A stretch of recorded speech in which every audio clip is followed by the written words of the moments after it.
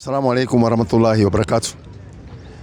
Baada ya kumshukuru Allah na kutakia rehema na amani mfikie Nabii Mustafa, nabii wa umma, si mwingine bali ni Rasul sallallahu alaihi wasallam, Nabii Muhammad ambaye alikuja katika karne ya 6 na akaja na ujumbe na akaweza kuja na kitabu cha Qur'an tukufu na akakuja kufufua Uislamu ambao ulikuwa umeachwa na kina Ismail na Ibrahim na Isaka, akakuja kufufua mara ya mwisho katika dunia hii, na ikawa hiyo dini inaendelea mpaka sasa na itaenda mpaka siku Mwenyezi Mungu atakaposimamisha wanadamu katika uwanja hukum, na ndio dini ya Uislamu ambaye watu wengi mara mingi wanasema ati dini ya Uislamu imeanzishwa na Muhammad, na hiyo ni urongo. That is a pure lies. Mtume Muhammad sallallahu alaihi wasallam hakuanzisha Uislamu, alikuja kuendeleza Uislamu ambao ulikuwa wa Ismaili na Ibrahimu na wale waliotangulia, kwa sababu ulikuwako tu wakati Ismaili aliondoka duniani, basi wale wafuasi wa pia baadaye walikuja wakapotea, wakarudi tu kufanya kama vile wana wa Israeli walikuwa wanafanyaga, wakiachwa kidogo wanapotea. So Mtume Muhammad alikuja kukamilisha kile ambaye dini ilikuwa pale, dini ilikuwa kawa inaendesha mbele. Kwa hivyo kwa majina mimi naitwa Hassan, na sijui unaitwa nani kakangu? Mimi naitwa Wycliffe. Wycliffe. Asante sana Wycliffe. Wycliffe, nafikiri wewe ni Muislamu ama ni Mkristo ama huna dini? Unajua kuna watu ambao hawana dini, kuna watu wengine wanaitwa atheist, kuna mapagani. Sasa wewe dini gani? Mimi ni Mkristo. Asante sana, karibu sana bwana. Wamesema unaitwa Wycliffe. Asante sana. Sasa Wycliffe, swali gani leo ungetaka kuuliza Waislamu? Tuone vile tutaweza kujibu. Tukishindwa pia tutatafuta usaidizi bahari nyingine. Nilikuwa nauliza. Naam. Hii mambo na kukufa na kufufuka kwa Yesu. Naam. Qur'ani inaelezea kitu kama inapatikana kwa Qur'ani ama namna gani? Anauliza swali mzuri kwamba hii kufa na kufufuka ambaye iko ambaye kulikuwa kuanzia Friday mpaka leo ndio mwisho. Anauliza katika Qur'ani kuna kitu kama hiyo? Katika Qur'ani hakuna kitu kama hiyo. Qur'ani imesema mambo tofauti kabisa na Biblia vile inasema. Kwa sababu inasemaje? Nataka usikize. Qur'ani unaijua nafikiri. Unaisikia? Qur'ani mimi kusema ukweli, mimi naionanga lakini hata kusoma sijui kusoma. Hujai soma hata siku moja? Sijai soma hata siku moja. Hebu angalia na ushike kidogo. Sasa hii ni lugha yake ile ilikuja naye ya Kiarabu. Hizo ni lugha yake. Lugha ya Kiarabu ndio ilikuja naye. Sababu Muhammad alikuwa Mwarabu. Ilikuja na hii lugha, ndio naona sasa hii ni lugha ya Kiarabu, hapa ni Kiswahili. Unaona hii ni Kiswahili. Sasa kuna Kiarabu Kizungu, Kiarabu Kifaransa, Kiarabu Kigiriki, Kiarabu, yani kilugha zote duniani. Sasa kwa sababu manabii walikuja na zile lugha za mama zao. Hakuna nabii alitumwa na lugha ya watu wengine. Kila nabii alikuja kiongea lugha yao ya nyumbani. Ndio naona hata hizo vitabu kama Torati, Zaburi na Injili zimekuja na lugha ya wao. Ilikuja na lugha ya kwao. Na sasa hii Qur'ani ilikuja na lugha kwa sababu Muhammad alikuwa nabii wa mwisho, akaja na hii Qur'ani. Ndio naona alikuja anaongea Kiarabu, ndio naona kuna Kiarabu na kuna tafsiri ya Kiswahili, ya Kizungu na lugha zingine. Sasa Qur'ani inasemaje kuhusu kufa na kufufuka kwa Yesu? Ndio nataka sasa ujue. Asante sana. Msomaji, uko tayari? Mwalimu wangu, naona uko tayari. Naomba unisomee Qur'ani 4:157. Tuanzie hapo tuangalie mambo iko namna gani. Anasema Mwenyezi Mungu mtukufu, baada ya audhu billahi minash shaitani rajim, bismillahir rahmanir rahim. Na kwa ajili ya kusema kwao, sisi tumemuua Masihi Isa mwana wa Maryam, mtume wa Mungu, hali hawakumuua wala hawakumsulubu, bali walibabaishwa mtu mwingine wakamdhani Nabii Isa. Na kwa hakika wale waliokhtilafiana katika hakika hiyo kumuua Nabii Isa wamo katika shaka nalo jambo hilo la kusema kauawa. Wao kabisa hawana yakini juu ya jambo hili la kuwa kweli wamemuua Nabii Isa, isipokuwa wanafuata dhana tu. Unasikia Qur'ani inakataa. Inasema wale na kwa wale waliosema wamemuua Nabii Isa, Muhammad anaambia watu hawakumuua, kwa sababu wakati ya Mtume Muhammad walikuja Mayahudi wakamwambia Mtume, sisi tutakuua kama vile tuliomuua nani? Tulivyomuua nani? Mtume tulimuua Isa. Tutakuua wewe kama vile tulimuua nani? Ndio akateremshiwa hii aya, akaambiwa hawakumuua wala hawakumsulubu, bali walibabaishiwa mtu mwingine wakamdhani Nabii Isa, lakini Nabii Isa hakuuawa. Wewe unasemaje kuhusu hiyo maneno? Hiyo ni maneno ya Qur'ani. Mimi nasikia tu kutoka kwa Qur'ani. Na wewe ni vipi? Mkwenyu waliuawa ama kuuawa? Kikwenyu sasa, hebu niambie. Kikwetu sasa? Naam. Kulingana na unajua na Biblia inasema, naam, alikufa na akafufuka. Naam. Sasa kwa kukufa na kufufuka kwake, naam, leo watu wote walikuwa wanasherehekea kwamba amefufuka. Leo sasa siku ya leo. Sasa siku ya leo alifufuka jana, lakini unajua leo ni Easter. Sasa kumaanisha asafufuka tayari. Alikaa siku ngapi kwa kaburi? Alikaa siku 3 kwa kaburi. Na alikufa saa ngapi? Kulingana na Biblia inasema alikufa saa 6 mchana. Saa 6 mchana ya siku gani? Siku ya Ijumaa. Siku ya Ijumaa. Na alikuwa anakaa siku 3. Anakaa siku 3. Usiku na mchana. Usiku na mchana. Hebu tuhesabu hizo masiku tuone kama itaingiana. Najua ni vizuri kuangalia hizo siku za kufa hiyo. Tuangalie kama zitaingiana. Kwa sababu amesema atakaa siku 3 usiku na mchana. Hebu soma Mathayo 12:38.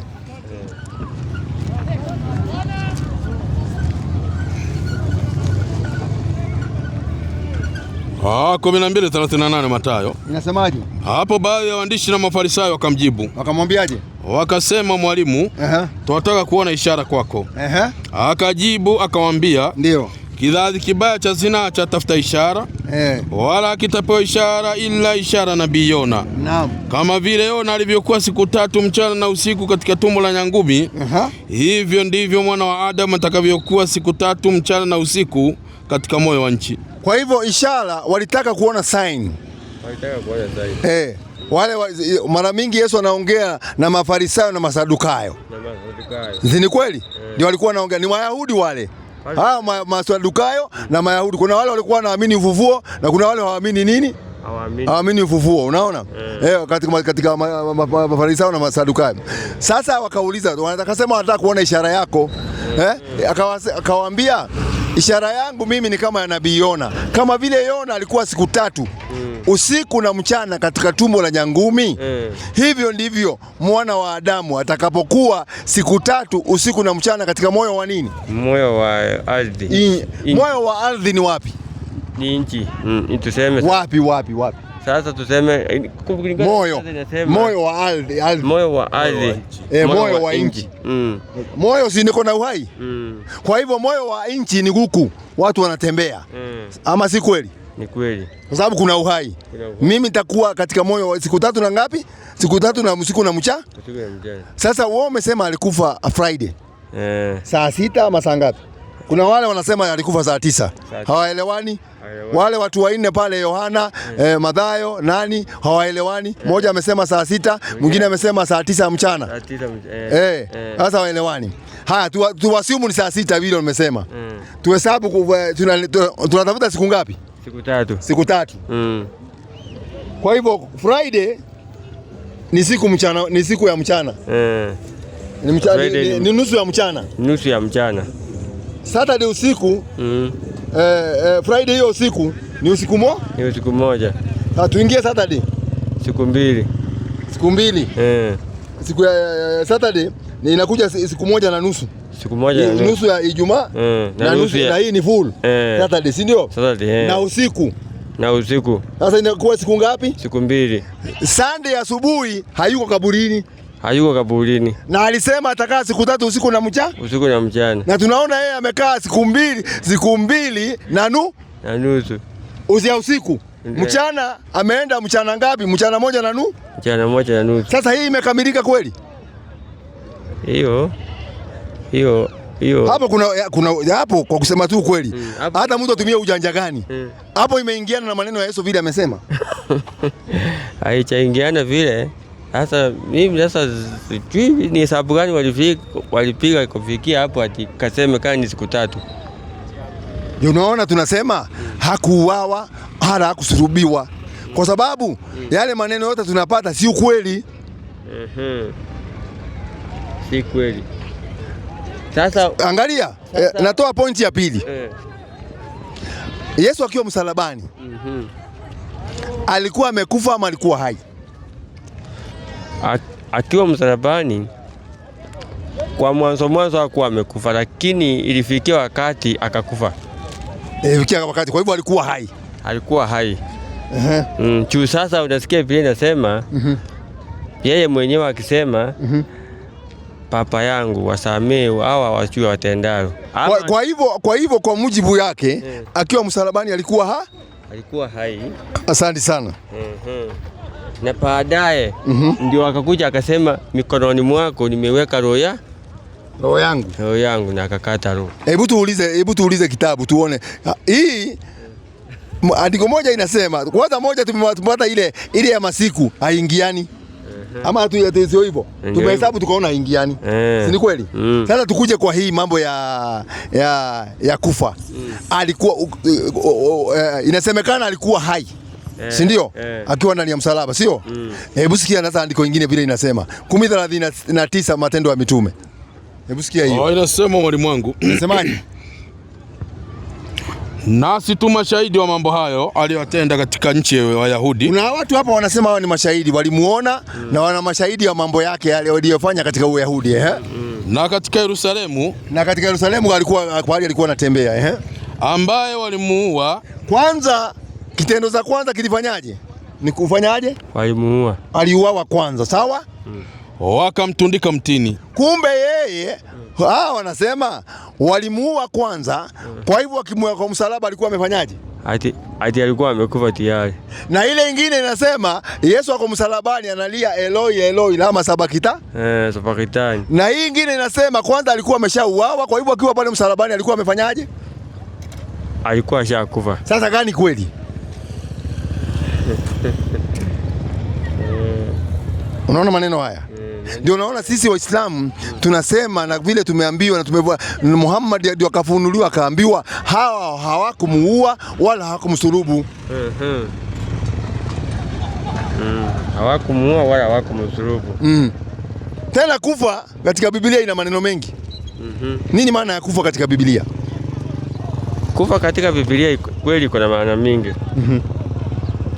Maana ya kwanza unaweza kuwa umekufa kimwili ama unaweza kuwa umekufa kiroho.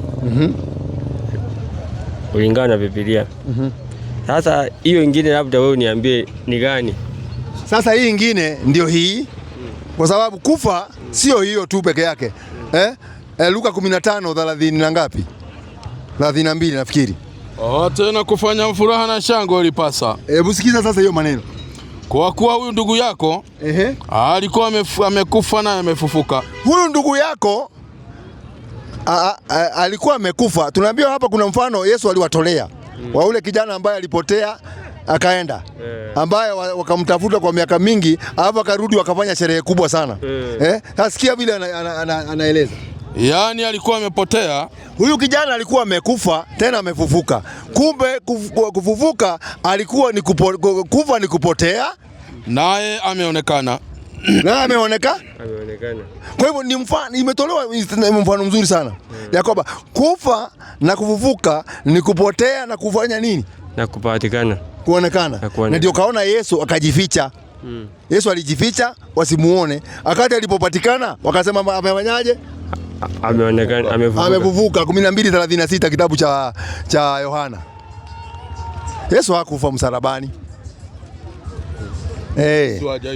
Hajawahi kufa Yesu. Nyinyi ndio mnamwekelea tu alikufa msalabani, hakukufa Yesu. Inasema mwalimu wangu. Soma mwalimu. Maadamu mnayo nuru, yaminini nuru hiyo. Ili mpate kuwa wana wa nuru. Hayo aliyasema Yesu.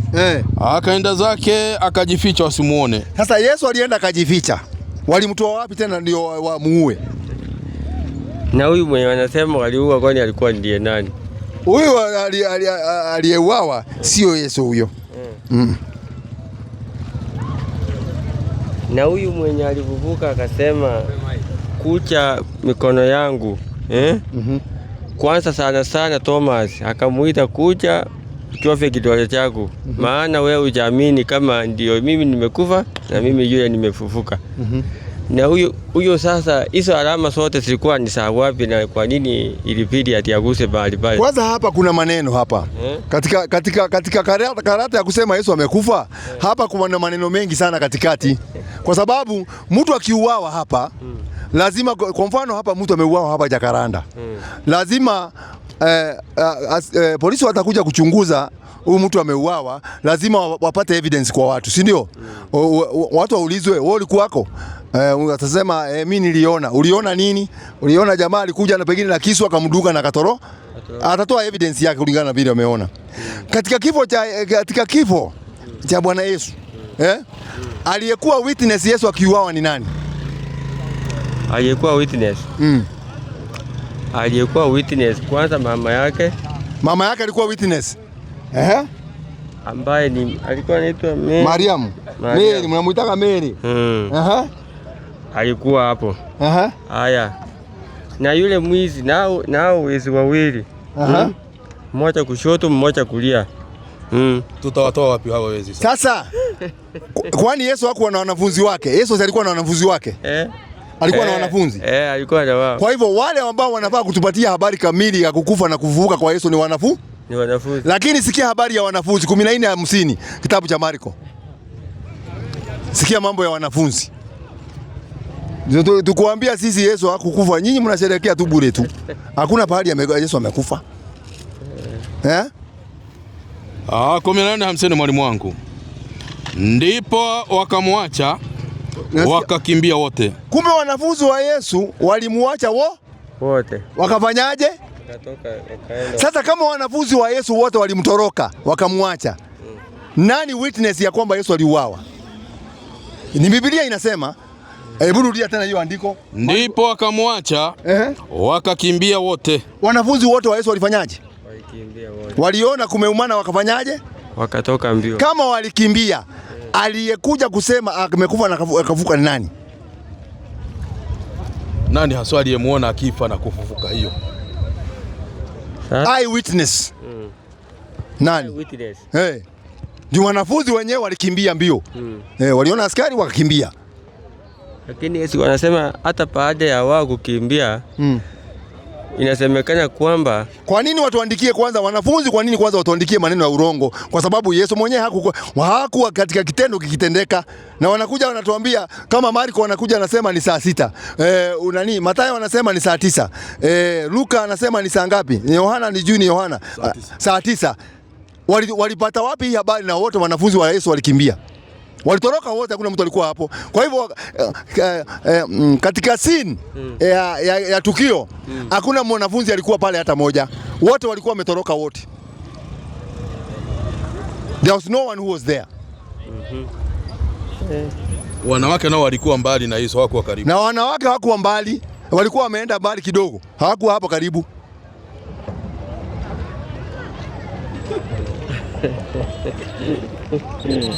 Na ndio naona hata wakati Paulo alikuja, Paulo alishindwa na kusema, akasema maneno haya, Timotheo wa kwanza 2:8. Sikia. Alipokuja Paulo naye alikosa evidence, sababu hakukuwa katika tukio. Paulo alikuwa katika tukio? Hakuwa. Na ujue Luka na Marko ni wanafunzi wa Paulo. Wote wawili, Luka na Marko ni wanafunzi wa Paulo. Hawakukuwa hapo hata Yesu akiuawa. Labda Yohana pengine anaweza kuwa nani? Timotheo wa kwanza 2:8. 2:8. Mkumbuke.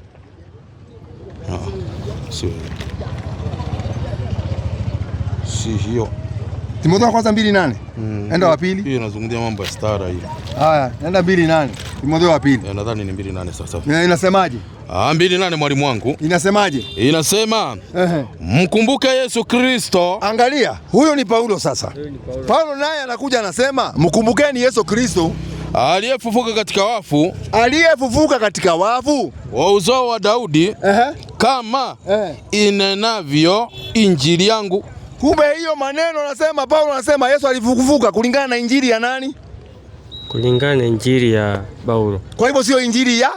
Sio injili yake. Kulingana na injili ya. Hiyo maneno sasa itakuwaje ya kweli? Kwa kusema tu kweli. Na Paulo hajai kumuona Yesu. Na Paulo hajai kukutana na Yesu pale popote. Na hakuwa mwanafunzi wake. Wala Luka hakuwa mwanafunzi wa Yesu. Wala Marko hakuwa mwanafunzi wa Yesu. Hii habari walitoa wapi? Lakini kitu inafaa tujue, unajua Biblia. Vitu mingi ilikuwa kama ni revelation. Ukiangalia mtu kama John ni mtu ambaye analivili kilicho ambacho anaambiwa na Roho Mtakatifu. Sasa inaweza kuwa hakuwa, lakini kulingana na Roho vile ilimuelekeza ndivyo vile aliandika. Biblia inakataa, hata Yohana anakataliwa na Biblia sana. Yohana anasemekana hakuwa na elimu yoyote. Kwa hivyo angetuambia habari ya Yesu kufa na kufufuka. Matendo ya Mitume ni ngapi? 4:13. Lakini si kwa revelation huwa bado John ndiye aliandika revelation. Hata kama aliandika revelation, lakini tunaambiwa hakuwa na elimu yoyote.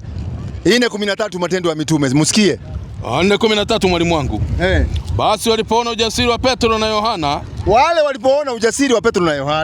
na kuwajua ya kuwa ni watu wasio na elimu. Unasikia, wakasema kumbe hawa watu hata hawana elimu yoyote. Endelea. Wasio na maarifa. Tena hata wana maarifa hawana. Wakastaajabu. Wakastuka, hii ni mambo gani hii? Hii watu tulikuwa nafikiri wako na elimu kumbe hawana. Wakawatambua ya kwamba walikuwa pamoja na Yesu. Kumbe walikuwa na Yesu lakini elimu hakuna. Sasa atatupa habari gani? Sasa unajua Mungu naye hakuwa anaangalia kama mtu wako. Kwa mtu anaweza ona huyu hana elimu, lakini kwa Mungu anajua huyu mtu nikimtuma mimi kama Mungu atafikisha ujumbe. Lakini binadamu anaweza angalia asema kama ni hao hakuna kitu. Sasa tuache huko.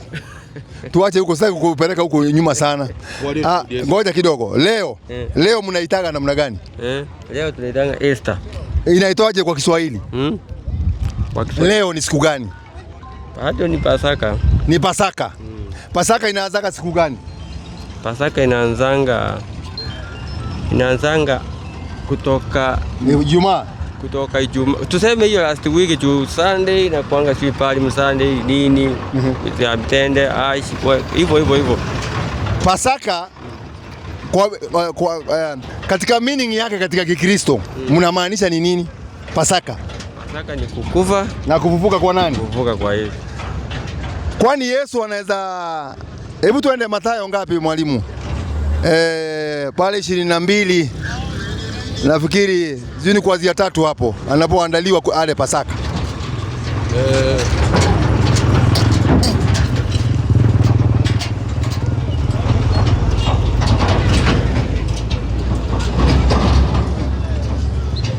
Inasema mwalimu wangu. Inasemaje? Unasoma ngapi? 21 ndio ilikuwa inaendea punda. Enda 22. Hapo mwanzo yake uangalie. Hapo anaandaliwa ale Pasaka. Mathayo.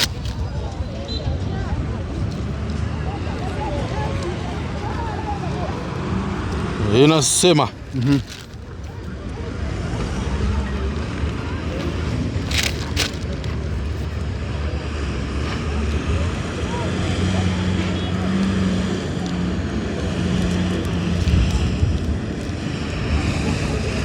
Inasema mwalimu wangu.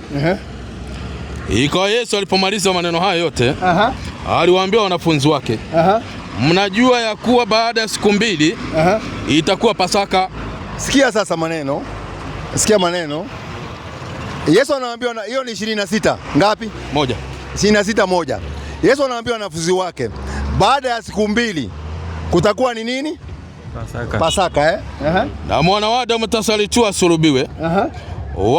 Wakati ule wakuu wa makuhani na wazee na wa watu wakakusanyika katika behewa la kuhani mkuu, jina lake Kayafa. Wakafanya shauri moja ili mkamate Yesu kwa hila. Sio hiyo nataka mwalimu. Nataka pali Yesu anakula Pasaka. Nafikiri iko hapa. Kidogo tu, dakika moja tu. Iko hapa. Haiko huko mwalimu. Ngoja nikuangalie, iko hapa 22 hapo. Nakula Pasaka. Lakini haiko hawezi kaa huko. Nenda kalamu. Kwa hivyo Pasaka ni kufa na kufuka kwa nani? Sasa Pasaka ni ya watu wote ama ni ya nani? Ya Wakristo. Ni ya Wakristo. Asante sana. Msomaji, naomba usome Yohana 6:4. Yohana 6:4. Naam.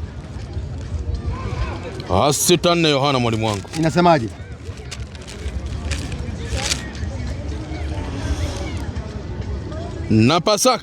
Na Pasaka sikukuu ya Wayahudi ilikuwa karibu. Kumbe Pasaka ni sikukuu ya watu gani? Wayahudi. Pasaka hasa ni nini? Wewe unasema ni kufa na kufufuka kwa nani? Kwa Yesu. Kwa Yesu. Hebu tuulize kama ni kweli haya maneno, sawa? 16:1 kitabu cha Kumbukumbu la Taurati. 16:4.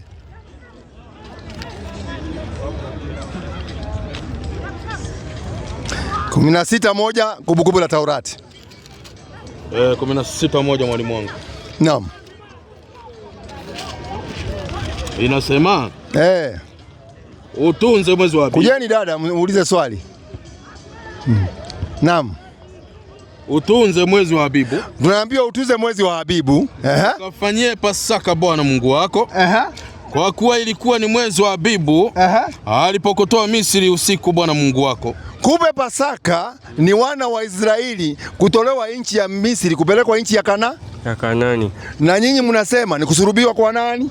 Kwa Yesu. Na kumbe tunapata ya kwamba Pasaka ni wana wa Israeli kutolewa Misri wanapelekwa Kanaani. Na nyinyi mkasema ni kifo cha nani? Cha Yesu. Sasa gani kweli? Tena Pasaka tunaambiwa ni sikukuu ya watu gani? Ya Wayahudi. Sasa mimi na wewe tusini Wayahudi. Lakini sasa unajua Biblia nayo kitu inafaa ujue. According siku hizo ilikuwa inaongewa, lakini sasa siku hizi tulimo saa hii Wayahudi ni kama wewe na mimi. Mimi si Myahudi. Mimi si Myahudi. Mimi si Myahudi. Wewe ni Myahudi?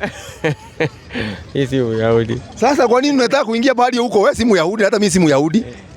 Yeye si Myahudi. Na ukisema wana wa Israeli walikuwa nani? Wana wa Israeli sio nyinyi na sio sisi.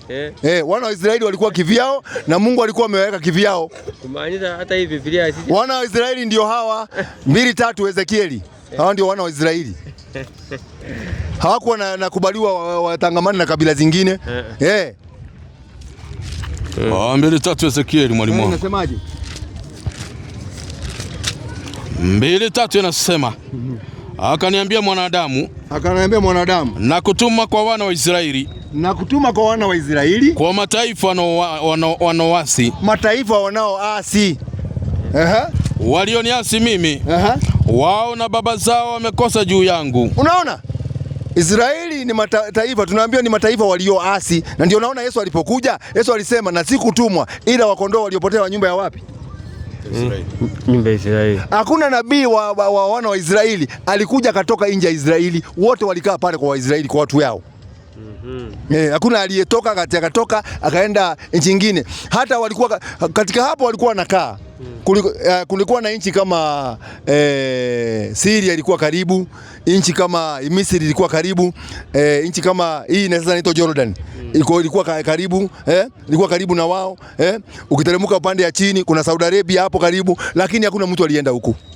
Katika manabii wa wana wa Israeli walikaa tu pale, walikuwa wanazunguka tu pale. Bethlehem pale, wanaenda Galili, wanakuja, wanaenda hapa kwingine, hawako wanaenda pale nyingine. Uko na swali lingine? Mimi sina swali sasa, saa yangu imefika.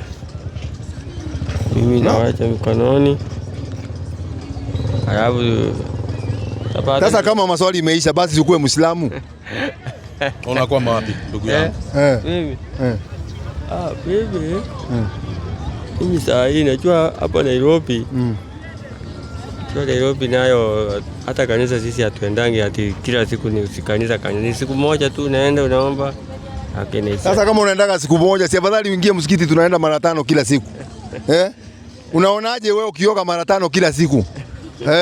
Ukioga mara 5 kila siku utakuwa mchafu? Uwezi. Sisi tunaenda mara 5 kwa siku.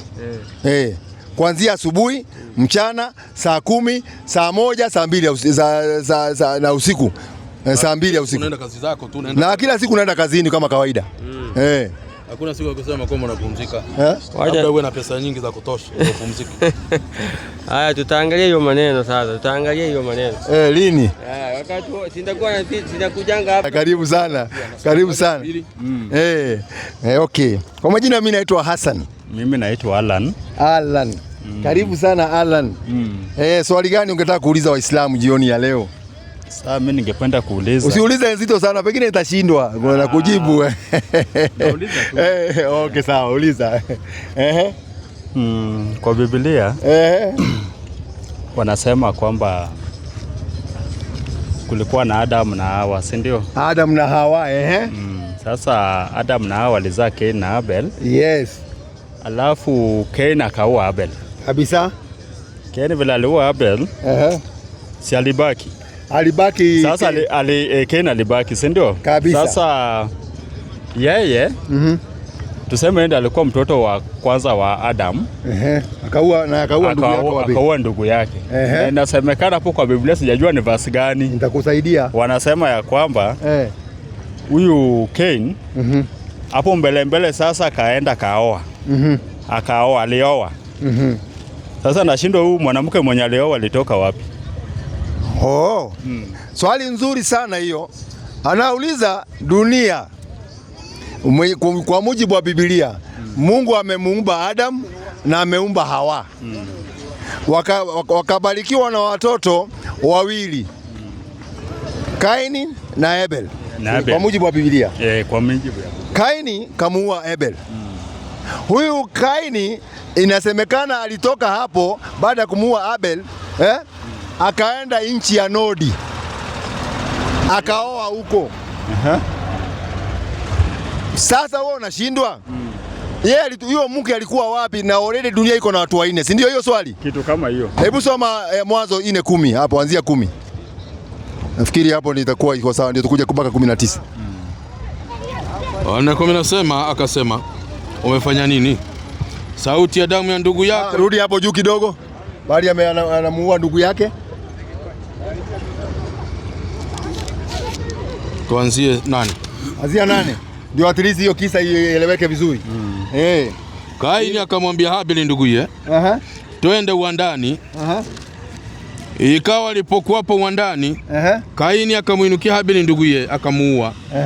Bwana akamwambia Kaini, yuko wapi Habili ndugu yako? Akasema, sijui, mimi ni mlinzi wa ndugu yangu. Akasema, umefanya nini? Sauti ya damu ya ndugu yako inanilia kutoka katika ardhi. Basi sasa umelaani wewe katika ardhi iliyofumbua kinywa chake, ipokee damu ya ndugu yako kwa mkono wako. Utakapoilima ardhi haitakupa mazao yake, utakuwa mtoro na mtu asiye na kikao duniani. Ndio. Kaini akamwambia Bwana, adhabu yangu imenikulia kubwa, haichukuliki. Tazama, umenifukuza leo katika uso wa ardhi, nitastirika bali na uso wako, nami nitakuwa mtoro na mtu asiye na kikao duniani. Ndio. Hata itakuwa kila anionaye ataniua. Kila ataniona ataniua. Bwana akamwambia, kwa sababu hiyo yoyote atakayemuua Kaini atalipizwa kisasi mara 7. Bwana atakamtia Kaini alama, mtu amuonaye asija kampiga. Kaini akatoka mbele za uso wa Bwana. Ndio. Akakaa katika nchi ya Nodi mbele za akakaa katika nchi ya Nodi. Kaini akamjua mkewe. Naye akapata mimba. Sasa hapo ndio swali lako liko. Hapo ndio swali. Ya kwamba dunia iko na watu 4. Kaini amemuua Abel. Amebaki Kaini ameenda nchi ya Nodi. Ameenda huko na ameoa. Alitoa wapi mke na huko na watu wengine duniani? Hiyo ndio swali. Swali nzito sana hiyo. Hata sisi wenyewe tunajiuliza. Hata mimi najiuliza kama wewe. Sababu kitabu inaniambia dunia iko na watu 4. Iko na Kaini na Abeli na Adam na Hawa. Kaini amemuua Abel.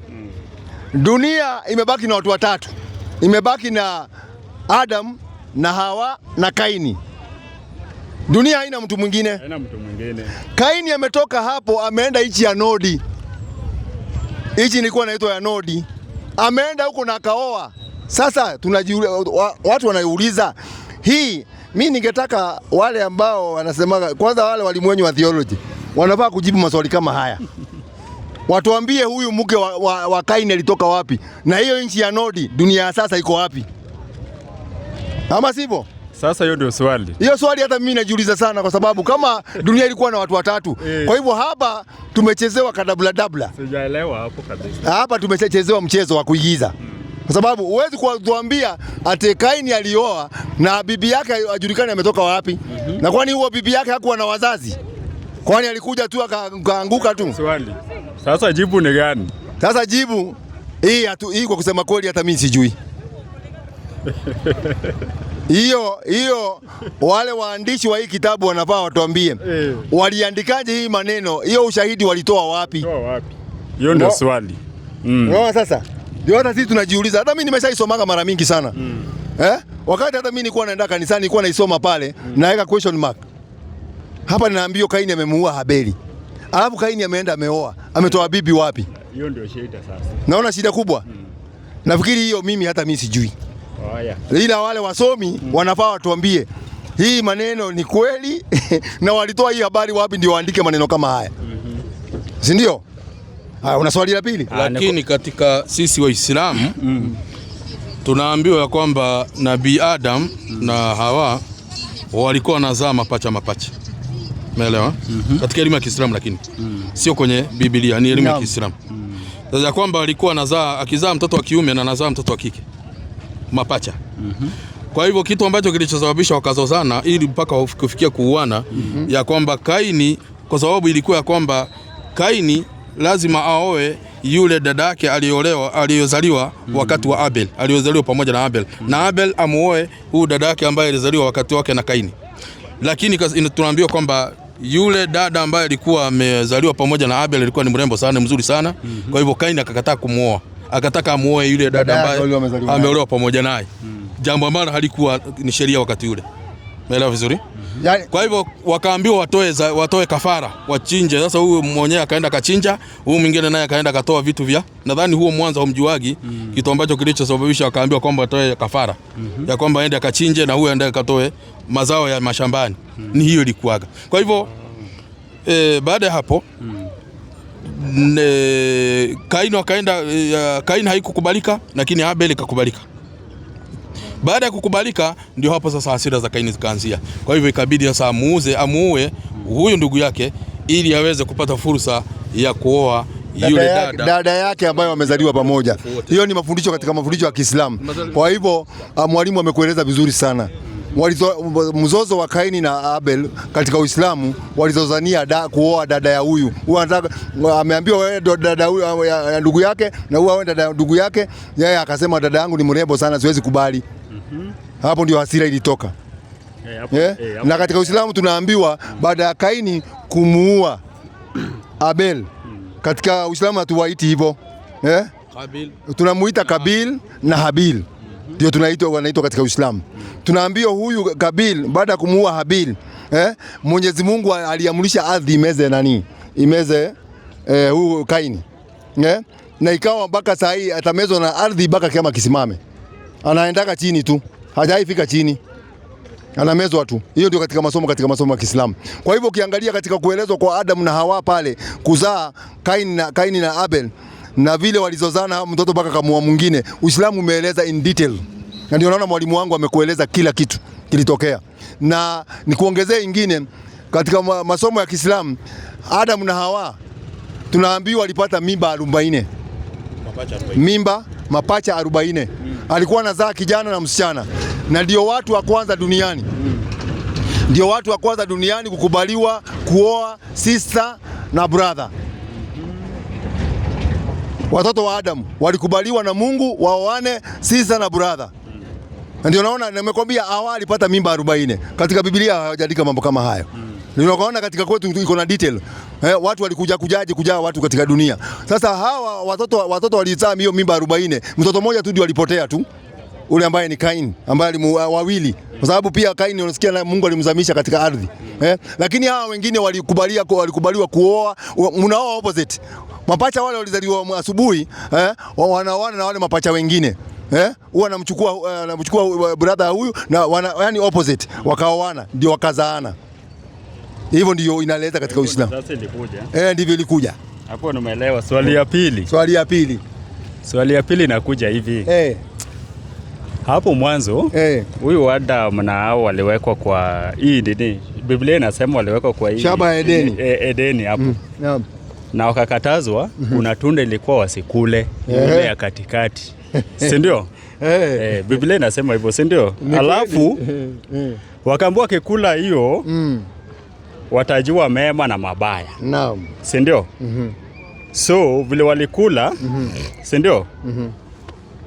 Wakajua kwamba yani waliambiwa wakikula watakufa, kitu kama hiyo, si ndio?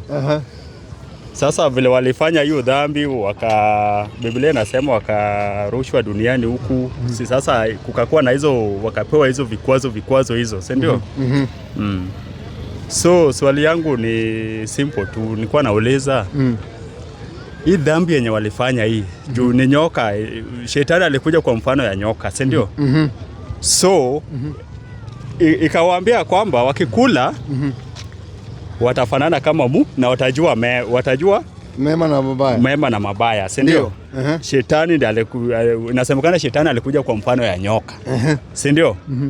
So swali yangu ni hii dhambi ni Mungu ndiye aliumba ama ilitokea kama Adam nao wameshafanya dhambi?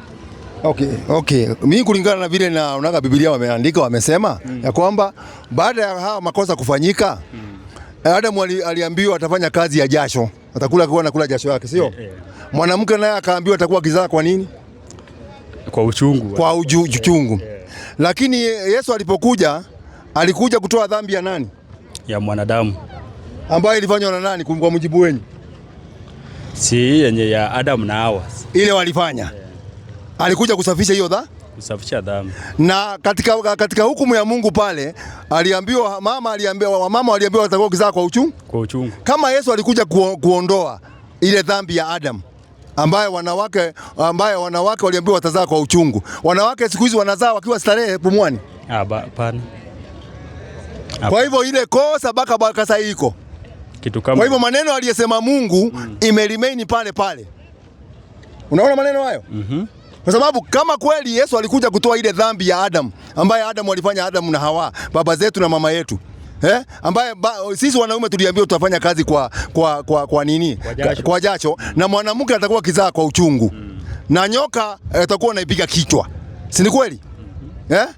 Sasa hiyo wakati Yesu mnasema wakati Yesu alikuja kuondoa ile makosa ya Adam. Lakini tunaona baka wa leo wanawake hawazai kwa starehe, wanazaa kwa uchungu. Ni kweli? Na tunafanya kazi kwa jasho, tunakula jasho yetu. Ni kweli si kweli? Ni kweli. Sasa basi hakuna kitu hapo. Unaona hapo? So swali langu ni hii dhambi ilitokana wapi? Yaani ilikuwa before Mungu aumbe mbingu na dunia, ama ilitokea vile sasa tuliumbwa tukatenda dhambi? Kwanza hakuna masala ya ate kwamba kuna dhambi ya Adam. Hii watu tunaambiwa kila siku ate Adam alisema dhambi, alitenda dhambi. Huo ni Paulo amekuja kuambia watu watu wamechukua dhambi ya Adamu. Ilikuwa ni kosa alitenda.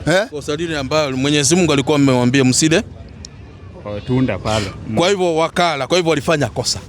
Hiyo dhambi ndio walifanya, kukataa ile maneno yameamrishwa na Mwenyezi Mungu. Na ndio kaona katika Biblia maandiko inasema hakuna mtu atabeba dhambi ya mtu mwingine. 24:16 hebu kitoma kitabu kubwa cha Torati nianzie hapo. 24:16 ndio mwalimu wangu, usio na wasiwasi. Tuanze hapo. Wewe wacha nikwambie, huwezi, kwa mfano huko nyumbani kijana yako aende aibe, sawa, ashikwe na polisi, wewe ukuje waachane na kijana wakupeleka miti, hiyo ni haki gani? Nani ameiba? Kijana. Kijana ndio anafaa aende wapi? Kwa hivyo huwezi kumbebea dhambi yake, makosa amefanya yeye, ameiba yeye ndio atapelekwa, si ndio? Hebu sikia vile Biblia inasema.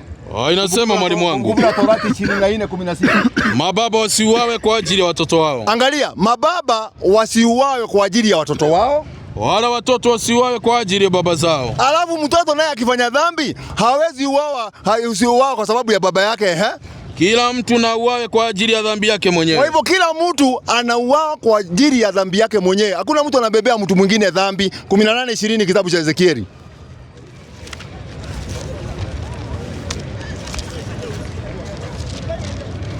Inasema mwalimu wangu. Inasemaje? Roho itendayo dhambi. Roho itendayo dhambi ndiyo itakayokufa. Roho ambayo inafanya makosa ndio itakayekufa. Endelea. Mwana hata uchukua uovu wa baba yake. Mtoto hawezi beba dhambi za baba yake. Wala mwana hata uchukua uovu wa mwanawe. Wala baba hata uchukua uovu wa mwanawe. Na baba hawezi kwenda kuadhibiwa kwa sababu ya dhambi ya mtoto wake. Haki yake mwenye haki itakuwa juu yake. Ndiyo. Na uovu wake mwenye uovu utakuwa. Kila mtu atabeba yake. Mtoto atabeba yake kama alifanya uovu, na baba yake naye atabeba ile dhambi alibeba. Yesu naye anasemaje kuhusiana na mambo ya dhambi? 8:21 Yohana.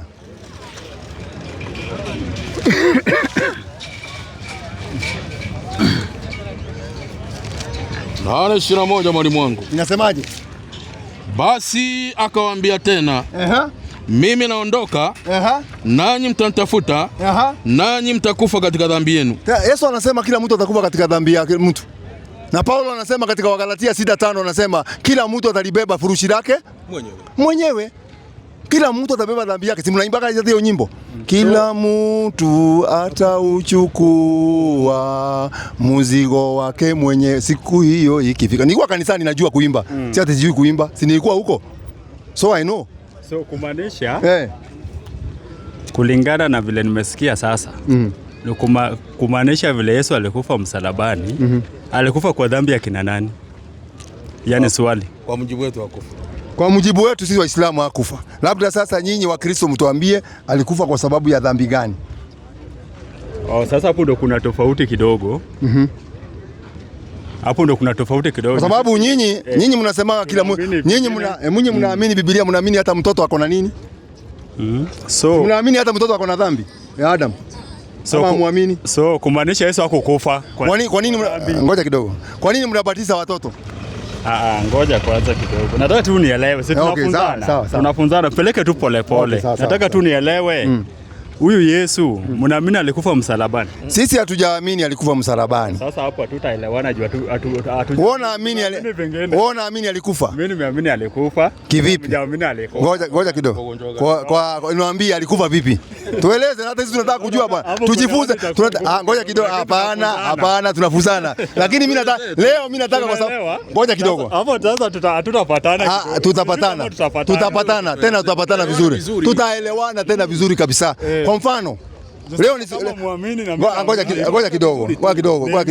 Sasa wewe ukikataa kunifundisha na mimi ni Muislamu, mimi sitaelewa. Afadhali unifundishe kama vile mimi nakuja hapa mambo ya Kiislamu na mimi nakufundisha. Nimekufundisha mambo ya Adam vile alikuwa anazaa watoto ambaye kwa kitabu yenu hakuna. Sawa? Leo tuko leo. Inaitwaje? Ngoja kidogo. Tukirudi nyuma kidogo mwalimu, turudi tu nyuma kidogo. Unaona pale kwa dhambi vile mmenielezea. Kuna swali niliuliza tu hapo. Hii dhambi yenye sasa inasemekana Adam na Hawa walitenda hiyo kosa. Mmeniambia ilikuwa kosa, si ndio? Hii dhambi ilitokea baada ya Mungu kuumba ulimwengu ama ilikuwa before? Ama ilikuwa ni Mungu ndiye aliileta? Mungu hakuleta. Mungu aliambia Adam na Hawa msikurubie ule mti. Si ndio hiyo maneno? Alipoambiwa hivyo hawakusikia. Walikuja wakadanganywa na Ibilisi, wakafanya nini? Kwa hivyo wakafanya ile Kwa hivyo kabla ya hapo ile kosa halikukuwako. Kwa sababu Adam akiumbwa, already dunia ilikuwa imeshaumbwa kitambo. Hiyo ni ukweli. Na watu kama majini na malaika walikuwa wameumbwa kitambo kabla ya wanadamu. Si ndio? Kwa hivyo kosa walifanya saa hiyo wameambiwa wafanye na wakafanya. Na katika mujibu wa sisi Kiislamu tunaambiwa Adam aliomba toba kwa Mungu na Mungu akampokea toba yake. Nafikiri mwalimu anaweza kumsomea. Unasikia katika mujibu wetu vile tunafundishwa Adam baada ya kukosea alifanyaje Adam? Kwa jina la Mwenyezi Mungu mwingi wa rehema na mwenye kurehemu. Lakini shetani alimtia wasiwasi. Shetani ndio aliwatia wasiwasi yeye na mke wake. Alimchokoa. Akamwambia, ewe Adam, je, nikujulishe mti wa milele na ufalme usiokoma? Basi wakaula wote wawili. Wakaula yule mti wamekatazwa. Na uchi wao ukawadhihirikia. Na uchi wao ukadhihirikia. Wakafanya nini? Na wakaanza kujibandika majani ya peponi humo. Wakaanza kujibandika majani ya peponi kwa sababu Adamu hakuumbiwa hapa duniani, alikuwa peponi. Paradise huko. Paradise. Akaanza kujivunika na majani ya peponi. Endelea sikia. Na Adam akamkosa Mola wake. Na Adam sasa hii wametengana na Mungu kwa sababu kwanza amekosea kwanza. Na akapotea kidogo njia. Ni njia alipotea ile kukosea. Hiyo ni kupotea njia. Kisha Mola wake akamchagua. Na akamkubalia toba yake na akamuongoa. Angalia, Mwenyezi Mungu alimsamehe Adam na akamuongoa. Kwa sababu Adam aliomba msamaha na akasamehewa na Mungu. Sasa Mungu kusema ati kuna dhambi ya Adam, sijui inakuwa kuaje dhambi ya Adam. Na Mungu alimsamehe. Kwa mujibu wa Biblia hajasema amemsamehe, ni kweli? Lakini Qur'ani inasema alimuomba toba na akasamehewa. Nafikiri hapo tumeelewana mpaka hapo. Sawa. Sasa na mimi niko na swali ndogo. Mlianza sikukuu Friday, si ndio? Friday. Friday mnaitaka aje? Si Good Friday. Good Friday. Na leo Easter Monday. Hiyo Good Friday na Easter Monday iko kwa Biblia?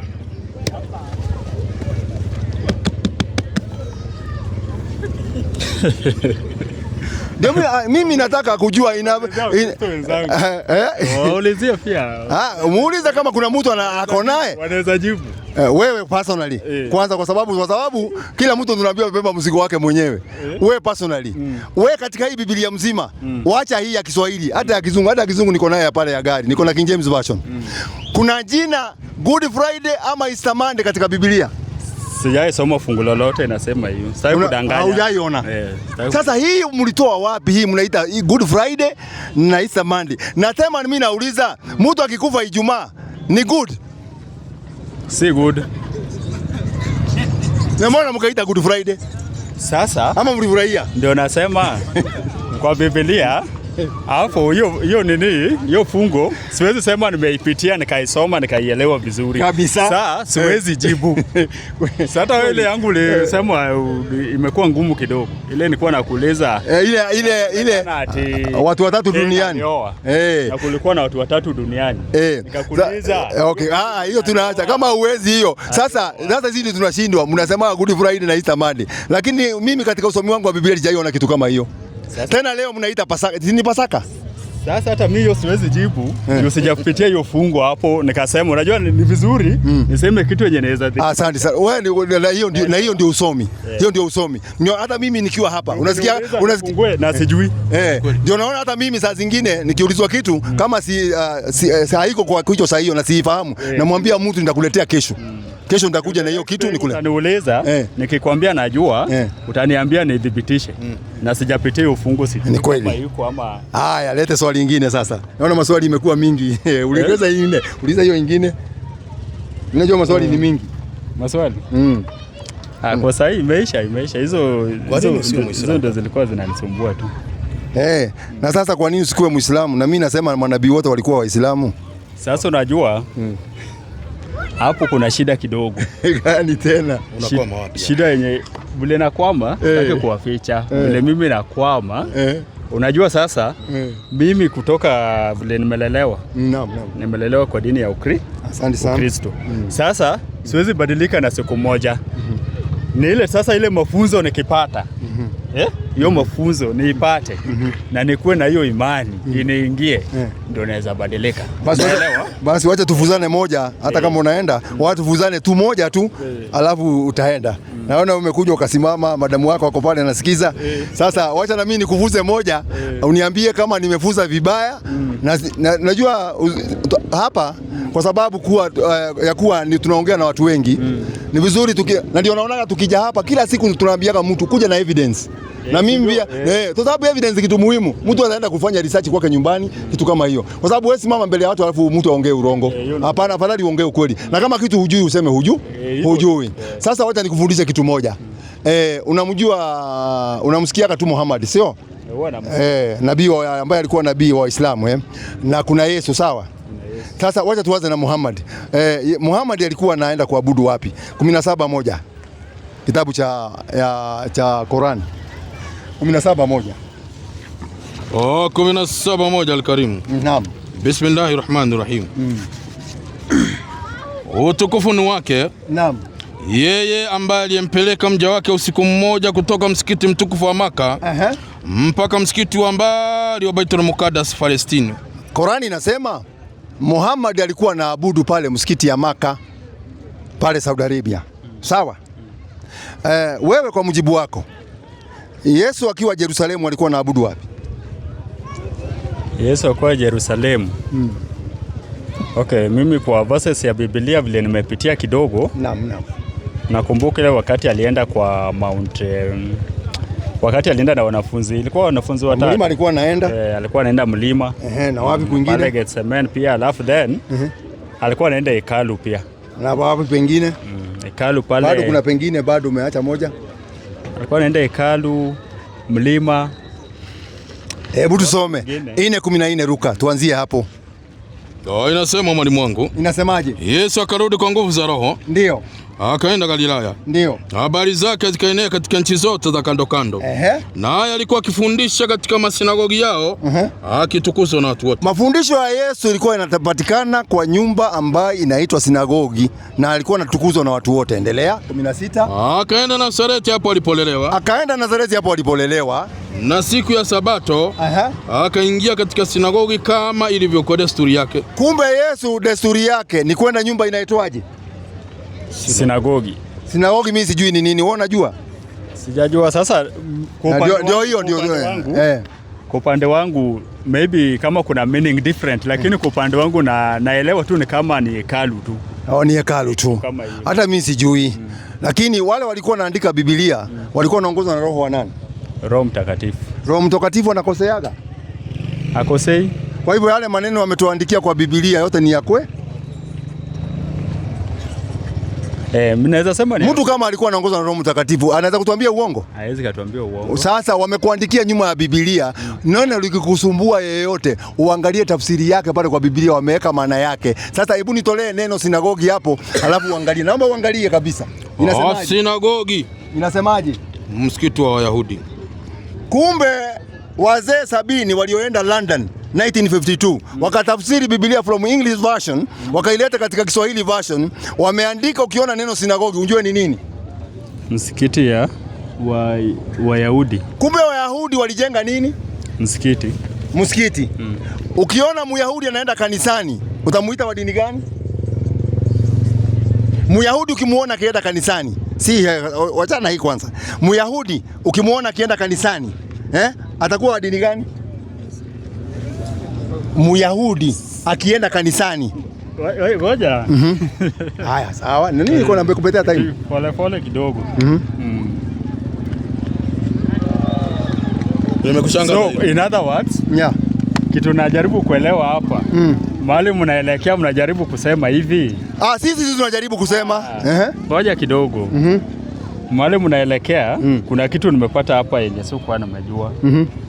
Sasa sinagogi ni msikiti, sio vile nilikuwa nafikiria ni hekalu. Kitu kama hiyo. Kwa hivyo sasa Yesu alikuwa anaenda msikiti. Sio mimi nimesema. Kitu kama hiyo. Sio mimi nimesema. Sijasema ndio. Ni nini nimesema? Nini nimesema? Hebu ule anisaidie kidogo. Unataka kumsaidia? Kwa hivyo umemkubalia? Ukimkubalia mimi namuita? Akuje tu. Haya basi pumzika pale. Pumzika pale. Mimi naitwa Hassan. Mimi naitwa Peter. Naitwa Peter. Yes. Wewe Muislamu ama Christian? Christian. Karibu sana Peter. Asante sana. Unasema unataka kumsaidia ule. Unataka kumsaidia nini? Hapo unasema synagogue. Na eti synagogue is a mosque. Hakuna tofauti. Ngoja kidogo. Sio wewe, mimi na wewe hatukuandika Biblia, ni kweli? Ni kweli.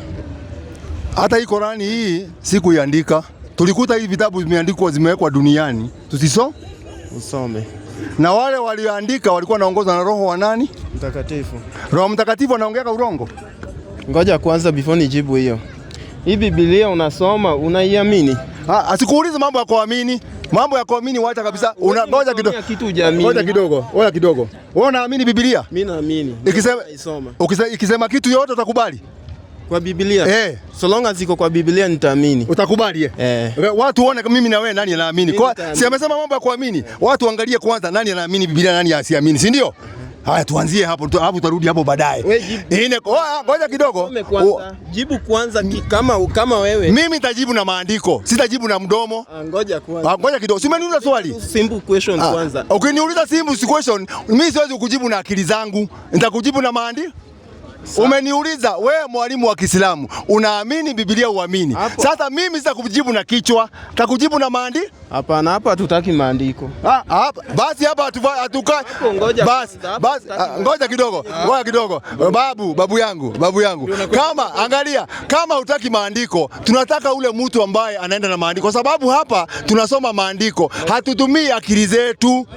Unajua kusoma Biblia, ndio maana nimekuuliza hivyo. Unaweza soma lakini nimekuuliza hii Biblia kivya kama kidini yenyu, unaamini Biblia? Sasa ungejokoja nikujibu. Nao niambie kama unaamini. Na wao kaniambia umeniamini. Option ni mbili. Sema unaamini ama. Siwezi kusema kwa mdomo na kwa akili zangu. Nitasoma maandiko. Kama huwezi sema. Basi kama huna, basi wewe pumzika, tuchukue mtu yule ambaye anataka Biblia isomwe.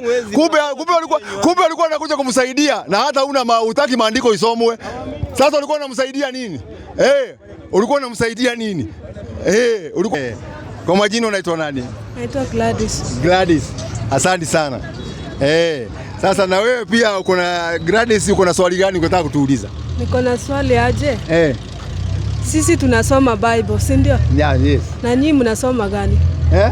Nyinyi mnasoma gani? Tunasoma Korani, ndio hii hapa. Korani? Na hii yenye amesoma, mbona naamini hii na ni Bible? Wakristo wasomi hii. Wakristo wengi waamini hii Biblia. Hii ni gani? Hii Biblia. Wakristo wasomi. Ni Biblia. Kwa sababu hata hawaamini. Wengi hawaamini. Lakini mnaamini.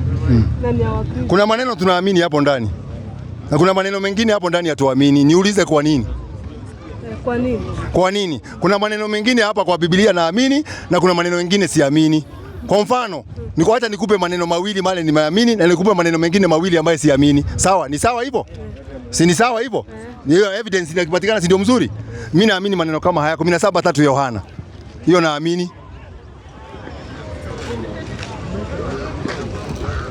17:3 Yohana Mtakatifu kwenye kuandika. Inasemaje? Tutasoma kama ilivyoandikwa.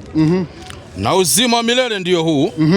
Wakujue wewe Mungu wa pekee wa kweli na Yesu Kristo uliyomtuma. Maneno kama hiyo naamini 100%. Yesu anasema ujue ya kwamba ukitaka uzima wa milele kwanza ujue Mungu ni ngapi? Moja.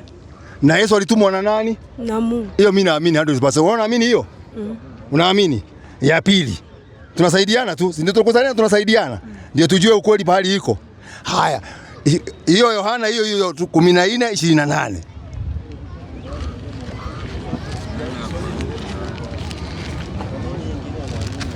Usikonde kaka, usikonde. 14:28 mwalimu wangu. Inasemaje? Mulisikia kwamba mimi naliwaambia. Na Yesu anasema mulisikia niliwaambia. Naenda zangu. Tena naja kwenu. Kama mngalinipenda, mngalifurahi. Ndio. Kwa sababu naenda kwa Baba. Kwa maana Baba ni mkuu kuliko mimi. Yesu anasema Mungu ni mkuu kuliko yeye. Kwa hivyo Mungu ndio boss mkubwa kabisa. Umeelewa hivyo? Maandiko inakuwa ushahidi unakuwa kwa watu wangapi? 3. Natoa ya 3 ya mwisho sasa. 20:17 Yohana. Alafu sasa nikuambie mambo matatu ambaye mimi siamini katika Biblia. 20:17 inasema Yesu akamwambia usinishike. Kwa maana sijapaa kwenda kwa Baba. Ndio. Lakini nenda kwa ndugu zangu kawaambie. Ndio. Ninapaa kwenda kwa Baba yangu naye ni Baba yenu. Yesu anasema anaenda kwa Baba yake, ambao Baba yake ndio Baba yetu. Endelea. kwa Mungu wangu. Kumbe Yesu ako na Mungu wake. Anasema naenda kwa Mungu wa naye ni Mungu wenu. Kumbe Mungu wa Yesu ndio Mungu we? Wewe unaamini hivyo? Mimi naamini Mungu wa Yesu ndio Mungu wetu. Mimi naamini. Wewe unaamini? Kwa hivyo Yesu ako na Mungu wake. Na mimi pia naamini Yesu kumbe ako na Mungu wake. Kwa hivyo Yesu sio Unaona maneno haya? Haya, twende kwa mambo matatu ambayo mimi siamini. Wakorintho wa kwanza 1:25. Mambo matatu ambayo mimi siamini. Hata Biblia inasema mjinga huamini kila neno. 1:25 mwalimu wangu. Nitasoma kama ilivyoandikwa. Kwa sababu nataka usikize hiyo andiko vizuri. Alafu uniambie inasemaje? Kwa sababu upumbavu wa Mungu. Kwa sababu angalia, kwa sababu ya upumbavu wa Mungu, the foolishness of God. Kwa sababu upumbavu wa Mungu una hekima zaidi ya wanadamu. Na nini ingine? Na udhaifu wa Mungu una nguvu zaidi ya wanadamu. Wewe unaamini Mungu ni mpumbavu na ni mdhaifu? La, hapana. Uamini Hiyo ni ngapi? Hiyo ni moja, sawa? Haya, ya pili natoa ya pili. Hiyo Wakorintho, wacha na watu wa nje. Wewe tuendelee. Hiyo Wakorintho 14:19. 14:19. 14 ngapi hapa? 14:19. Inasema 14:19. Inasemaje? Fungueni Biblia zenu na nyie huko. Simu ziko, tufungueni hata simu zenyu. Ziko hapo simu. Soma. 14:19 Korintho wa kwanza. Inasemaje? Lakini katika kanisa. Angalia, Paulo anasema, huo ni Paulo anasema. Nataka msikize Paulo vizuri. Anasemaje Paulo? Lakini katika kanisa napenda kunena maneno matano kwa akili zangu. Paulo anasema katika kanisa anaongea mambo matano ambayo si ya Mungu kwa akili zake. Hayo mambo matano unaijua? Labda watuambie. Kwa hivyo hata mimi sijui nini anasema. Anasema ana mambo matano anaongea kwa akili zake mwenyewe. Tuendelee. Ya tatu sasa. Niende ya tatu. Huyo Wakorintho wa kwanza 11:17. 11:17. Lakini katika kuagiza hasi wasifu ya kwamba mnakusanyika si kwa faida. Sio hiyo. Hebu soma hii nyingine. Hiyo Wakorintho wa pili 11:17. 17 Wakorintho wa pili. Hiyo ni andiko linatoa pande ile nimetoa 3 na pande nyingine nimetoa 3. Nasema tena. Nasema tena. Mtu asidhani ya kuwa mimi ni mpumbavu. Paulo anasema tena, watu wasidhanie mimi ni mtu mpumbavu. Endelea. Lakini mjaponidhania hivi, mnikubali kama mpumbavu, ili mimi nami nipate kujisifu kidogo. Kwanza anajisifu Paulo, anasema mimi nijisifu kidogo. Sijaiona nabii katika manabii walitumwa na Mungu anasema mimi najisifu kidogo. Endelea. Ninenalo silineni agizo la Bwana. Tena anasema haneni maneno ya Mungu. Tuendelee. Bali kama kwa upumbavu katika ujasiri huu wa kujisifu. Endelea. Kwa sababu wengi wanajisifu kwa jinsi ya mwili. Mimi nami nitajisifu. Nanyi ninyi kwa kuwa mna akili mnachukuliana na wajinga kwa furaha. Maana mwachukuliana na mtu akiwatia utumwani, akiwameza, akiwateka nyara, akijikuza, akiwapiga usoni. Na nena kwa jinsi ya kujidhiri. Endelea. Kana kwamba sisi tulikuwa dhaifu. Ndio. Walakini akiwa mtu ana ujasiri kwa lolote, nanena kipuuzi. Ananena kipuuzi. Mimi nami ninao ujasiri. Ni ujasiri. Wao ni Waebrania. Mimi pia. Wao ni Waisraeli. Na mimi pia. Wao ni wa Ibrahimu. Na mimi pia. Wao ni wahudumu wa katika Kristo. Nanena kiwazimu. Sasa unasikia? Amesema ananena kiwazimu. Hiyo ndio maneno siamini. Hapo tumemaliza hapo. Haya, una swali lingine? Kwa kuna maneno ambayo naamini. Kuna maneno ambayo naweza amini na nyingine siwezi kuamini. Maneno kama haya siwezi kuamini. Lakini nyingine nasema mambo ya Mungu ni mmoja, Mungu alifanya hivi, hiyo naamini kabisa. Kabisa. Una nyingine ya kuuliza? Mzee yako wapi? Kwa nini sio? Kama wanapinga neno la Mungu. Waislamu wanapinga neno la Mungu. Ni neno gani tunapinga jamani? Tuambieni, tuko hapa kiwanjani. Yesu ni Muislamu. Kuja badala. Hebu ngoja dada kuja. Kuja dada. Swali langu ni je? Ngoja kidogo nawe brother. Nawe bro, vipi? Hata ukija kwangu home tunakaribishana. Hata maji unakunywa. Au tunaendelea tu vizuri. Hii ni maneno ya Mungu tunaongea. Inataka raha. Hii maneno inataka raha. Unaona mimi nacheka. Unaona mimi nitasahau. Haya, mimi naitwa Hassan. Na wewe unaitwa nani? Mimi naitwa Isaya. Isaya. Karibu sana Isaya. Swali gani ungetaka kutuuliza Waislamu? Kwa sababu mimi nashangaa. Ngoja kidogo. Kwa sababu mimi naona mkija hapa mnatuuliza habari za kina Yesu. Simuulizage pia maswali ya Kiislamu, ujue mambo ya Uislamu. Sawa. Haya, uliza swali lako. Swali langu niko na maswali mawili. Uliza tu kaka. Swali la kwanza ni nakuja kwa hii Biblia ambayo mmesoma. Mmesema kuna maneno ambayo hamjaamini. Naam. Umetaja maneno matatu hapo hujaamini. Naam. Mpaka ukasoma. Naam. Ukisoma hapo kwa hiyo Biblia yenyewe Ufunuo 22:19 inasema nini? 22:19 inasema hivi.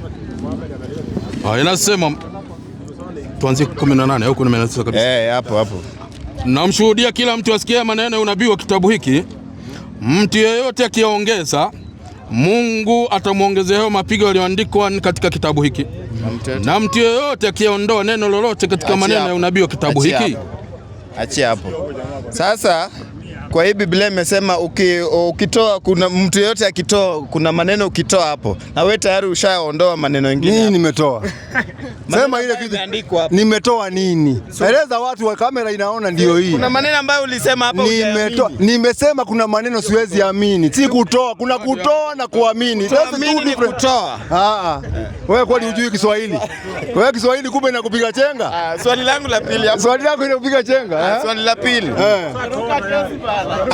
Ni kukosa kuamini. Kukosa kuamini, maneno yanabaki pale pale. Sawa. Nyamazeni tuendelee. Kuna swali lingine ambalo huwa inanisumbua sana kwa Waislamu na Wakristo. Uliza na usiogope. Siogopi hata kidogo. Na usiongee mingi, itanichanganya. Haya, nimenyamaza. Swali langu inakuja kwa wakati Waislamu ama Wakristo wanaenda haja kubwa. Hii kitu huwa inanisumbua sana. Wao naamini wakienda na maji inatoa ile uchafu yote kabisa. Na unaweza pata Muislamu anaweza enda na chupa ya 500 ml. Sasa hiyo inaweza toa uchafu aje kwa mwili ya mtu? Asante sana. Ndio swali lako? Asante sana. Asante sana. Yes. Ni swali nzuri. Swali ameuliza swali lake. Ni swali nzuri. Kuna wengine kule wanakurushia maneno. Hawaje tu warushe, hawajaelewa, lakini kama kuna wataelewa. Kwa mfano, mimi nakupa mfano. Unaona mtoto mdogo huyu? Tuanze hapo kwa mfano kwanza. Kabla sijaenda kwa maandiko, tuanze kwa mfano. Huyu ni mtoto mdogo huyu. Kwa mfano uko na kama hawa wawili nyumbani kwako. Hawa watoto wangapi? Wawili. Yes. Wote wameenda wamejiharia wote wawili. Sawa? Bibi amechukua mmoja, amemuosha na maji. Huyu mwingine amempanguza na tissue. Kumbuka amemuosha mwili mzima. Ngoja kidogo. Nimekwambia mambo ya kujiharia, ati kuoga. Amejiharia. Huyu pale amejiharia, ameoshwa na maji. Huyu mwingine amepanguzwa na tissue. Kati hao wawili nani msafi? Huyu mwenye ameoshwa na maji. Sawa. Umebarikiwa sana. Hapo umesema kitu ya kweli kabisa. Lakini kuna kitu. Ngoja kidogo. Nyinyi mimi naona mnaona shida Muislamu kuchukua maji na mkebe na kujiosha huko nyuma. Si ndio hiyo shida yenu? Huwa siamini wanajiosha, huwa wanajipanguza tu juu. Ngoja kidogo. Ingekuwa kujiosha. Ngoja kidogo. Taratibu tu. Kidogo tu. Ingekuwa wanajiosha, ingekuwa anachukua uzi na sabuni na besheni na maji, anaenda nayo baada ya kuenda haja kubwa, akimaliza anaosha mwili mzima ndio akuwe msafi. Nauliza, wewe wakati unajiosha mwili, hiyo sehemu unaoshaga? Huwa naosha. Unatumia nini kuosha? Siuzi na sabuni na uzi utumii mkono yako? So ongea ukweli. Mimi nauliza hivi, mauzi itakukuangura. Hiyo ni sio sehemu ya kutumia mauzi. Nauliza hivi, wakati unaosha hiyo pahali, mkono yako inagusa hiyo sehemu ama hiyo? Nitoe uchafu, huwa natumia uzi na sabuni ikiwa pamoja na sabuni na maji. Kwa hivyo bila maji hiyo pahali haiwezi kuwa safi. Kwa hivyo bila maji peke yake haiwezi ondoa hiyo uchafu. Maji inaweza kaondoa? Haiwezi. Tunaweza fanya experiment saa hii. Tuchukue matope hapa, tupake kwa mkono. Inaitoa tu physically lakini sisi angalia, sisi ile kitu tunafanya. Ngoja kidogo. Haihusiani na mambo ya roho. Hiyo haisuiani na mambo ya hayo. Unasema. Kwa sababu nyinyi ndio mnakataa maji. Lakini Biblia inasema utumie maji. Hiyo mmenichallenge. Wacha nisome, acha nisome. Wacha nisome Biblia. Sasa mbona unakimbia? Wao wako na swali na mimi. Ngoja kidogo. Kama utaridhika saa hii kwa sababu sikiza kwanza. Unataka nianze na Qur'ani kusoma mambo ya maji ama nianze na Biblia? Mimi sitaki hata unisomee Qur'ani nikisimama hapa. Utaki Qur'ani? Nisomee Biblia. Haya soma. Simame huko. Sasa mimi sijakwambia sikulazimisha usome Qur'ani. Wewe nimekuuliza nikusomee kitabu gani? Biblia. Haya. Msomaji, naomba usome, nitakutoa maandiko mangapi? Mawili. Moja New Testament na moja Old Testament. Sawa? Haya, 23:9 kitabu cha Kumbukumbu la Torati. Hata kama maji ni baridi sana, si unapasha na kwa joto kaka. Kina itoe uchafu bana peke yake bana. Lazima weke sabuni na nini bana. Mtu anaenda na Biblia haijasema uende na maji na uende na sabuni kwa choo. Kidogo hivi mtu anaingia. Watu angalia, Biblia ikisema uende na sabuni ni sawa. Lakini ikisema ni maji ni maji. Hizo sehemu hazioshagwi na sabuni, ni sehemu sensitive sana. Hata wanawake hawezi kaosha na sabuni. Ni sehemu sensitive sana hizo sehemu. Sabuni ni kali bwana. Wewe utaanza kulialia hapo. Ni sensitive sana. Inasema mwalimu wangu, utakapotoka kwenda juu ya adui zako, nawe katika marago, jilinde na kila neno baya. Akiwa kwenu mtu yote asiyekuwa tohara. Tohara ni kuwa msafi kwa ajili aliyomtukia usiku. Yani ile kitu unatoka usiku. Tukikula usiku unaenda choo. Endelea. Na atoke nje ya kituo, wala asiingie ndani ya kituo. Endelea. Lakini nawe karibiapo jioni, yeye ataoga maji. Ataoga, sio kuosha tu. Ngoja kidogo. Kuoga tunaoga, si ati tuogagi. Unasikia? Ataoga nini? Maji. Maji, hiyo ni tumeanzia na ya kwanza. Waebrania 9:10. Sasa ukiwa na tumbo la kualisha utaoga mara ngapi kwa siku? Anatoka. Jamani. Yuko sawa. Sasa ameuliza swali yako baba. Ana haki. Mwacheni. Kila mtu ako na haki yake. Ngoja nimalizie basi.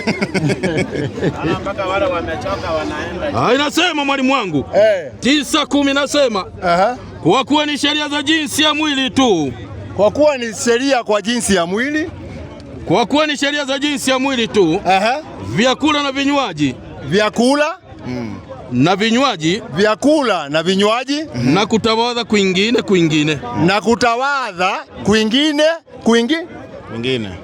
Kwa hivyo tunaambiwa ni sheria kwa jinsi ya mwili, chakula na vinywaji, na kutawadha kwingine na kwingine, si ndio? Hiyo tawadha ni kufanya nini? Kujisafisha. Kwanza wamesema na baraka katika Biblia. Kwingine na kwingine. Mwanadamu ako na sehemu ngapi? Mwanadamu ako na sehemu ngapi? 2. Mwanadamu atumia sehemu ngapi? Ya haja. Ni sehemu 2. Ndio akasema kwingine na na kwingine. Na kutawadha kwingine na kwingine. Neno tawadha inasemaje katika Biblia? Hebu nitolee neno tawadha. Tawadha. Maana yake ni nawa. Oga. Mbele ya kuswali. Unaona? Kwa hivyo maji lazima utumie. Tumia maji hata kama ukiona ni baridi sana. Chamsha kidogo. Chamshia kuenda tunachupa bwana. Kila siku kwa siku. Haya, acha nichukue swali lingine. Hauna gani kaka? Uwepo wangu hapa haukupi furaha kaka. Labda tumetangamana moja kwa moja. Unajua hapana. Mimi hata hatujuani. Na hilo nimetaja hapa siku mingi. Okay, sawa. Sasa swali langu ni hili. Kwa mambo ya kiimani, kwa mambo ya kidini, hasa sana tunazingatia masuala ya kiimani. Huyu shetani ni kiumbe, ni spiritual. Sasa swali langu ni hili: wakati Waislamu wanatumia pesa mingi, gharama kubwa, kwenda kubeba mawe, kurushia sanamu fulani ama sijui ni nini pale Meka, je, huyo wakiitisha ni shetani, je, hilo wanalofanya lina msingi upi? Na vita vyetu kati ya sisi na shetani ni vita vya kiroho, lakini Waislamu wanaenda kupiga shetani na mawe. Umeyasoma wapi hayo? Haya maneno unasema, unajua hapa, ndio mimi nasema hapa, mtu akija hapa unakuja na evidence. Sasa tunaomba haya maneno anitolee kwanza. Naam, mimi naitwa Hassan. Mimi naitwa John. John. Yeah. John, sasa swali gani ungetaka kuuliza John? Kati ya Quran na Bible. Yeah. Gani ilikuwa ya kwanza? Kati ya Quran na Bible, gani ilikuwa ya kwanza? Anauliza kati ya Quran na Bible gani ilikuwa ya kwanza. Si ndio swali lako? Kati ya Quran na Bible, Quran ndio ilikuwa ya kwanza. Lakini kati ya Quran na sikizeni, ni swali najibu. Si nimeulizwa swali?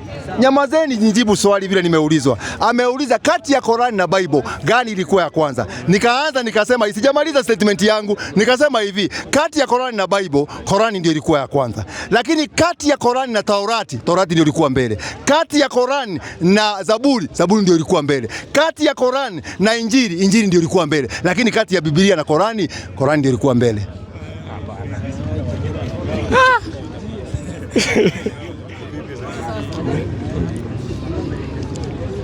Tunaona Adam na Eve wako kwa Bible na bado wako kwa Quran. Si ndio? Lakini kwa Quran inasema hivi na kwa Bible so inasema Adam na Eve walikuwa sijui ati peponi. Biblia inasema hivyo. Na Biblia inasema walikuwa duniani. Sasa unaona mambo mawili tofauti. Ni kwa nini ziko hivyo? Sasa unajua, kama ungeniuliza mambo ya hizo vitabu zingine, hii imekuja nyuma sana hii kitabu. Quran. Hii yenyu hii imeandikwa. Hii unasoma. Lakini hizo zingine za akina Musa, hizo zilikuwako. Hiyo nakubali. Paulo alikuwa baada ya Quran ama Paulo amekuja nyuma sana. Paulo amekuja nyuma sana. Ni mtu wa jana huyo. Jana. Muhammad alikuwa 6th century. Ndio Qurani imekuja 6th century. Hii Biblia imekuja 15 imekuja 1611.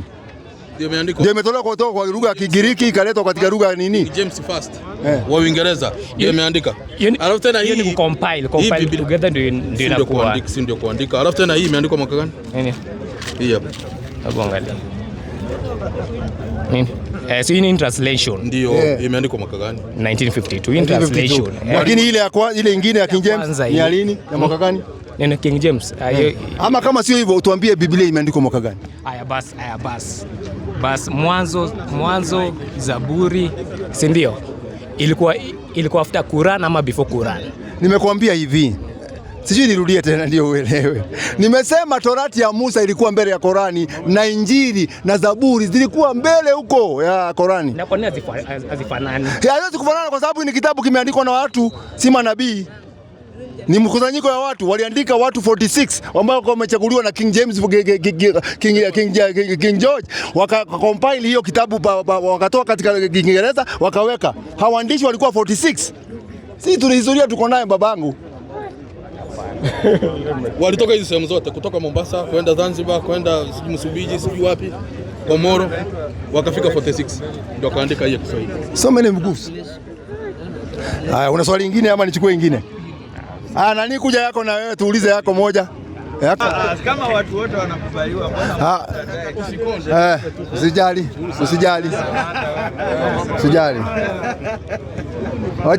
Dakika imebaki dakika 4, wacha uaulize swali ya mwisho. Mpatieni nafasi aulize. Mimi naitwa David. Yeah. Nauliza hivi. The Bible was originally written in Greek, si ndio? Ukweli uongo? Hasa hizi zingine mnatuambia ati imekuja 19 sijui what. That was the translation of the Bible from this language. Bible iliandikwa mwaka gani? Biblia kwanza imeandikwa mwaka gani? Hiyo sikumbuki vizuri lakini it was written first language ya kuandikwa ya Biblia ilikuwa in Greek. In Greek. Yesu alikuwa Mgiriki? Ni nabii yupi alikuwa Mgiriki? Niambie tolee nabii moja alikuwa Mgiriki. Wa Biblia kusema mmoja. Mmoja tu. Tolee nabii moja alikuwa Mgiriki. Alafu tena uangalie kwenye ramani, kwenye map. Giriki iko wapi? Na manabii wote walikuja Uarabuni. Manabii wote wametoka pale Arabuni. Middle East. Kuna nabii hakuna nabii alitoka Giriki. Bro. Nabii mgani ako Uarabuni? Wengi wametoka Arabuni.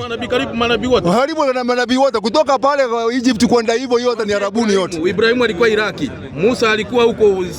Nuhu alikuwa Iraki. Walikuwa hapa Uarabuni hapa Middle East hapa. Hakuna nabii alitoka uzunguni. Kuna nabii alikuwa mzungu.